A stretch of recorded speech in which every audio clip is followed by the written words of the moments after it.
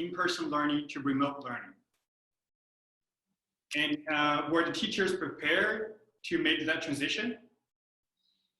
Right. Well, this is the nub of the whole thing. I think the first thing to say is that that this whole coronavirus is a massive disruptor, and a massive disruptor. It's creating the biggest online experiment in the history of education, and as a result, school after school, teacher after teacher is going through, you know, without wanting to try and make a positive out of it, because obviously it's a horrid situation. It's an incredible learning curve for every educator.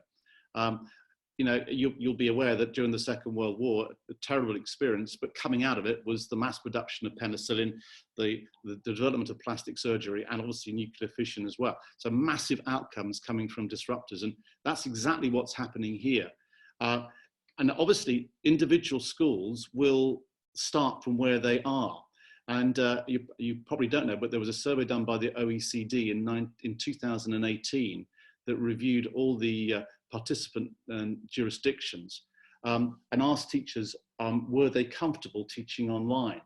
And interestingly enough, some of the best schools on the PISA ratings, schools like Finland, had returns of about 20%. In other words, because they teach an incredible amount face-to-face, they're not very confident online.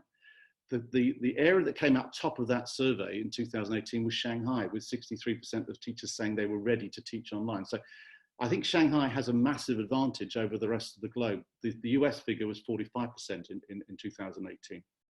So you've got to start with where you are. Most Shanghai schools have a one-to-one policy. Most have got very good broadband facilities. Most have got learning platforms already embedded. Most of them have got curriculum that's already on those learning platforms, which can then be shared. Most kids will have email addresses which they can connect direct to their teachers, and most teachers will have online facilities that are aligned to the classes that they teach. So there are huge advantages that we already had.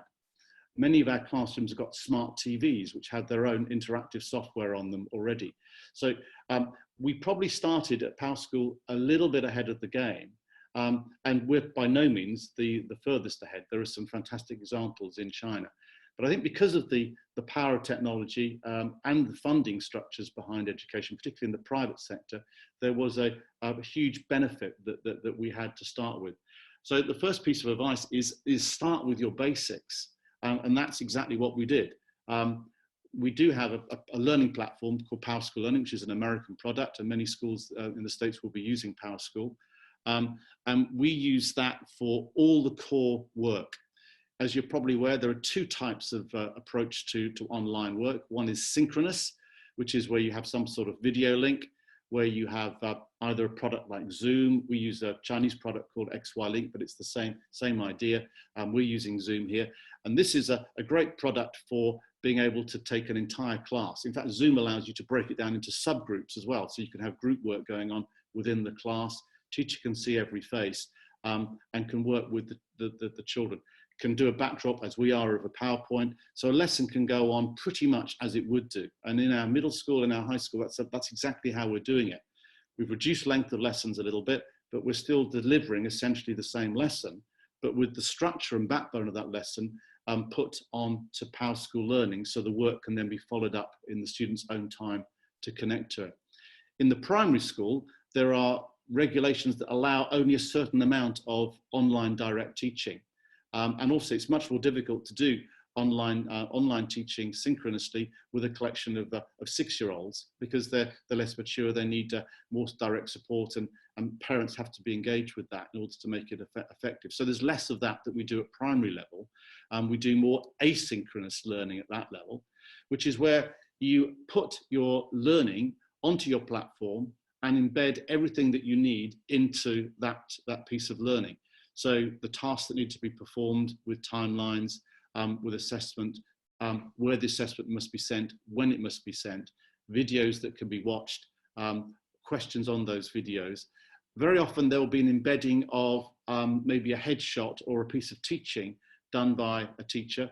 And again, because we're an Apple school, every one of our teachers knows how to use formats like QuickTime Player or Photo Booth. They know about the Shift command 4/5s. So you're able to do video shots of your screen top embed them onto Pao School Learning so they can be used by students. So I think we were in a reasonably good place. But that said, there's still been a massive learning curve in order to take it forward. The other thing where we were at an advantage was we already had quite a lot of subscription accounts. So we already had a number of online products which were embedded into our systems that we were able to use as part of the online learning. So things like GoFormative, which is an AI-generated marking system where you can set activities, they can be marked on some sort of quizzes. We already use things like Padlet for shared documents. We have 365, Microsoft 365 already used across the school and every student. So you could do things like shared documents. So kids could be working together on shared pieces of work, which they could then share with their peers and with their teacher.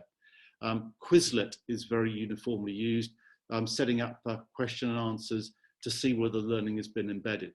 So quite a lot is already in place in our school, which we were able to build on and turn into a different form of platforms. I'll stop there for questions and discussion.